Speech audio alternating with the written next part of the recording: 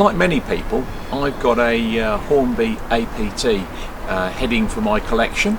It's a train I've always been fascinated by, and I've been very lucky today in that we're at Crewe Heritage Centre, and I'm going to get the chance to go on board the real thing.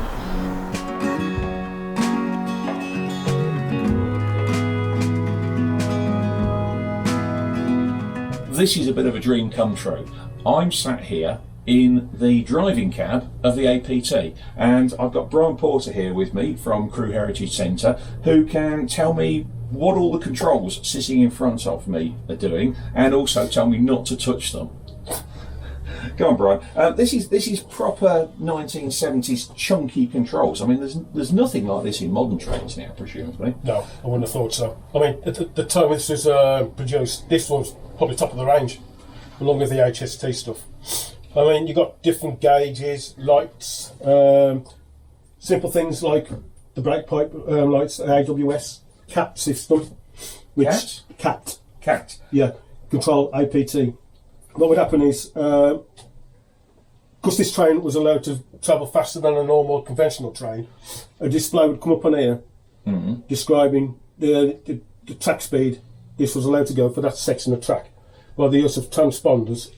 Oh, these were the transponders between the rails? In between the rails, yeah, which is then it would pick up the receiver underneath, then transfer to the processors, which is behind the back of there, and the speed for that section of track would flash up on there. Right, I mean, this was cutting edge. Oh, yeah, when this was built. It was at the time, yeah.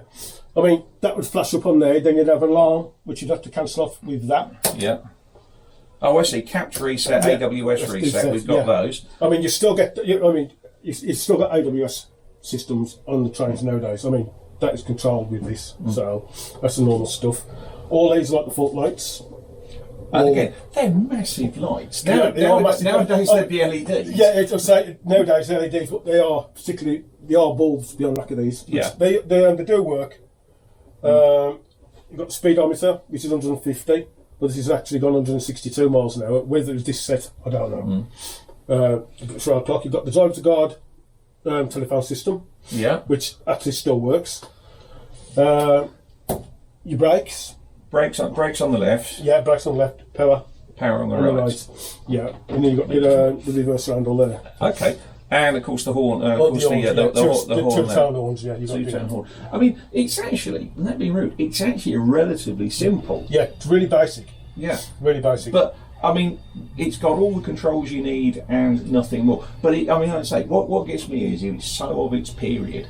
You've got, all the buttons are big and chunky. There's no faffing around. As anybody who's got a car with a touch screen in it will know, these buttons are just so much better. Yeah. You can physically see what you're doing. You can physically touch them. Yeah. So and you know what you're doing. Excellent view out the window, and of course the infamous second man seat as well here. That of course that resulted in the redesign of the front end. Yeah, it had to redo because they tried it with the HST prototype with the bold cab, and I think I remember right, the APT-E.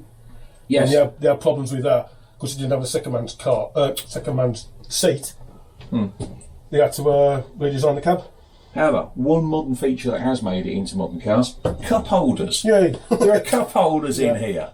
And also, if you notice as well, you've still got cigarette ashtrays. Still got an ashtray in there again, of it, very very much of its era. Yeah. But I was like, fascinating to sit here and just be able to see this. This is the dream view for a small child back in the era when all this lot was running. Yeah.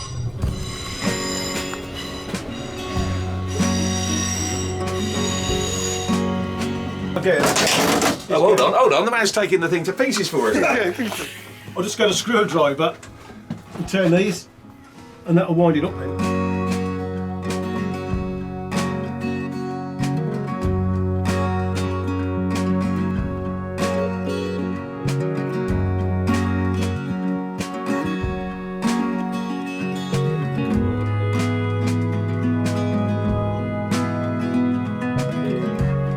This isn't the view I'm used to seeing on the front of my APT model.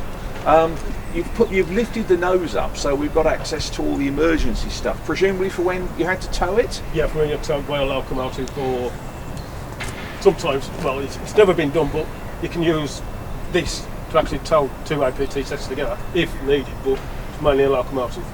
Oh right, so you can actually operate them in multiple then? Yeah, yeah, but only in an emergency. Right. But you find 99% of the time it'd been a locomotive. Okay. So what have we got under here then? Because I mean, there's a surprising amount of stuff under this. Yeah. What is it? Fiberglass. That's a fiberglass nose. Fiberglass. That's aluminium. Right. Okay. Obviously we've got buffers. Yeah. Retractable buffers. What you do, you pull these out, turn them, they'll lock into place. Buckeye. You've got normal look. What you do, move that, lift that up. You put a pin in, that will lock that in place. Okay. That will be used then, like anything with the Buckeye coupling. Yeah. You've got the air pipes. 2 air pipes. Yeah. And the horns that are there The horns, anyway. yeah. The 2-tone horns. And this hydraulic arrangement, this isn't powered, is it? No, You just physical. literally pull the handle and lift it up. What you do is you turn these. Yeah. It's easy to lock it in place down there, which is no warning now. Yeah. And you just physically lift it. It's not heavy. No. It's I mean, now it's getting old. All the grease is all dried up, so it's getting a bit more stiff, pull up. Okay. It'll just lock into place then. It'll stop like that all day. Oh, brilliant! I mean, it's quite a different view Yeah. of the logo. But obviously, both this and the HST, if you've got pointy nose stuff with no buffers on it, it's could have essential. something behind that. Essential feature. Somebody's had to sit down and design this in when they designed the APT. Yeah. Brilliant. I mean, it's the only way you can get to change the bulbs as well, because these are still bulbs, halogen bulbs. Oh right, Not so LED. you've got to lift the thing You got, up. what you do, physically lift it to about here, Yeah, then climb underneath and change the bulbs from inside. handy. Yeah.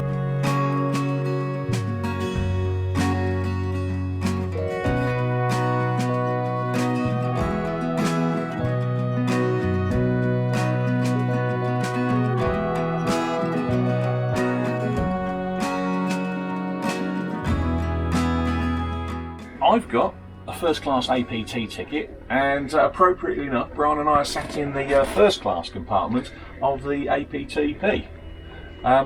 First thing that strikes you is the shape of the train. It's quite it leans in for the tilt. For the tilt. Yeah, for the tilt. So that obviously we didn't want to bring them. No coming together in when they were tilting at the same time. Oh no. And then the other thing that has to be mentioned is it is again very much of its era. These tartan seat covers, they're bright, aren't they? Oh, very bright. Yeah. Yeah. But these aren't an awfully good fit. There is a story behind where these ones came from. Yeah. What it was back in January, I was contacted by an independent film company from South Wales, asking for information on the APT, in particular the style and the make of the seat covers, what the tartan was. Sent in the information over. I said, I've got something better. I said, I've got some original covers, first and second class. Do you want them? He said, yeah, if you can do. So passed them on. Heard nothing for a few months. Got an email back saying that he's used the style of the seat covers what I sent for a match for the pattern for these, and it went quiet again till September, and he emailed me again and said, are you going to be at the centre on one of the days during the week? I said, not that particular day, no, but somebody will be. He says, okay. He said, I've got a parcel to send over to you. I said, oh great, okay. Never give it a thought what it's going to be. Anyway, during the afternoon of that day, I got in contact with Mike, with the manager at the centre, and I said, is there a parcel turned up? He says, not one, it's 5. It's 5 big boxes. 5 big boxes. 5 big boxes. And what was in the boxes? There was 52 full sets of first class covers and 52 full sets of second class. Now, the first class ones, the backs and the bases fit perfect, but the headrests don't. I can only assume that they must have matched them up to a second class seat. What they've done though is they've reproduced them For a film. Yeah, they've reproduced them for the film, which is coming out in December. Now, to have something done like this, the exact match, the exact pattern, it costs thousands. Oh, and they suddenly turned up. donated them to us. Donated. That is brilliant. That is It is. brilliant. Oh, news. yeah. I mean, because it does set the whole tone for the train. You walk in here and you can really get a feel. This is what it would have looked like in the 70s and the 70s on one of those early runs. And obviously, a film for us to be keeping an eye on for now. Where's a reproduction APT turning up in? I was going to say, it would be interesting to see what they've used them for. I can only assume they must have reproduced a couch, 2 couches, exactly like this. Yeah, I'd say they're actually really comfortable seats. Yeah, they are. And they've still got the lean back as well. That still works. Oh, you've got a button on the other side there. That's what that button is for. There you go. Actually, some of them just go back on their own. Literally tilting seats in a tilting train. Yeah.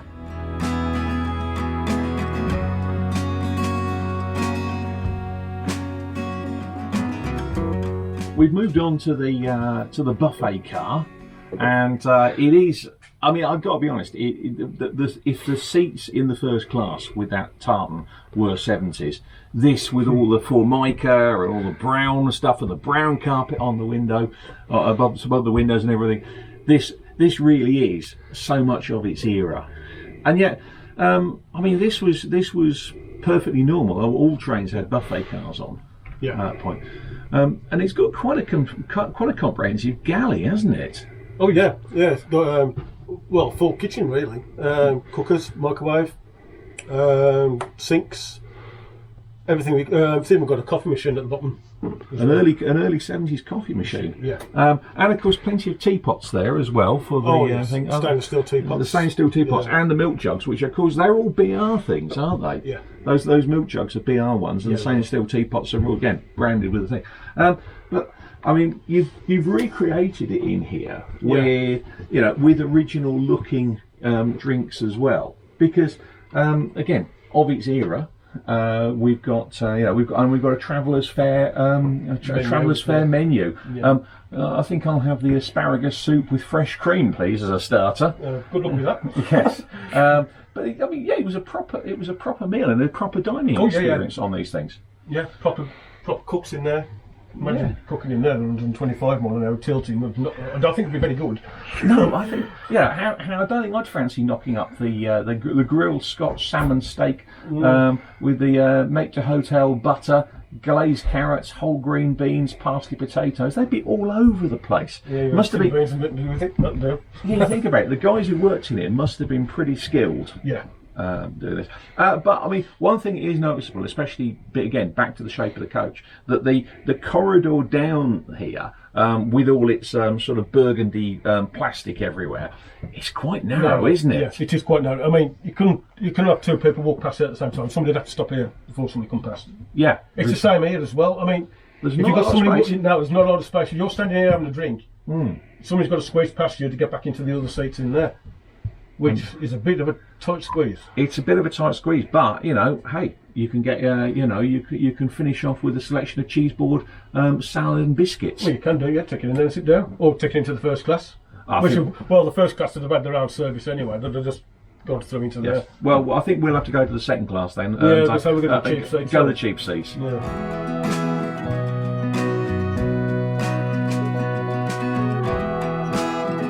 Right, Brian, we've moved through the second class now. I have to say, seats are still very comfy. Yeah. And these are the reproduction covers that we've got on here again, because they're very bright. Yeah, they are. The same company who've done the first class ones. They've done a really cracking job, haven't they? So, yeah. This is what it would have looked like brand new, like this colour. Yeah, and boy is it bright. Oh yes, it lights the place up a lot. Yeah, it certainly does. Well, I mean, it's been a real joy to be able to walk through the APT. And it's certainly a bit of a dream come true for me, because I've always been fascinated by it. I never travelled on it. I never even saw it when it was running. I have seen it, but never been on it. Yeah. But I believe that this isn't a completely exclusive experience. I believe people can come along on certain days and actually have a look. Oh yeah, it's open to the public every weekend from March till the end of October. Mm-hmm. And if we have any event days after October, it's open then.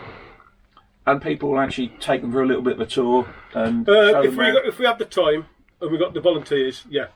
If not, the people just come in here. They come in with the children. They can sit down, have the dinners in here. Anything to keep out the weather if it's bad. I'm going to get myself a Casey Jones burger then, and some Max, get a Max Pack cup. and a Max Pack cup. But essentially, basically, all they've got to do is Crewe Heritage Centre, website address appearing on the screen right now, and come along, and you too can have the full 1970s, 80s APT experience. Oh yes.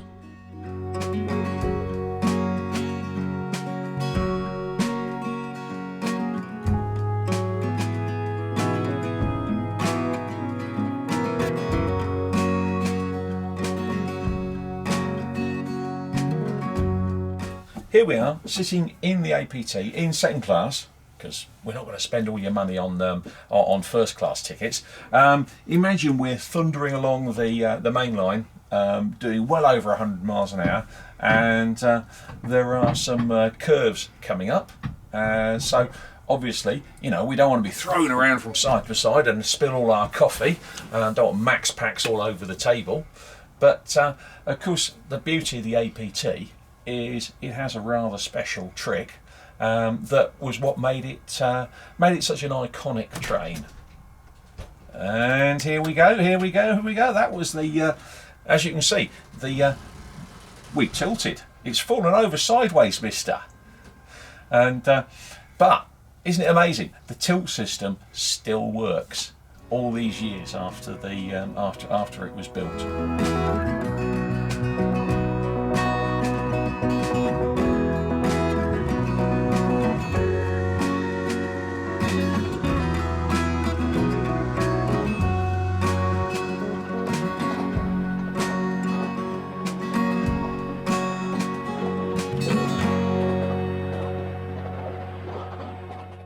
It's actually slightly disconcerting when it tilts like this.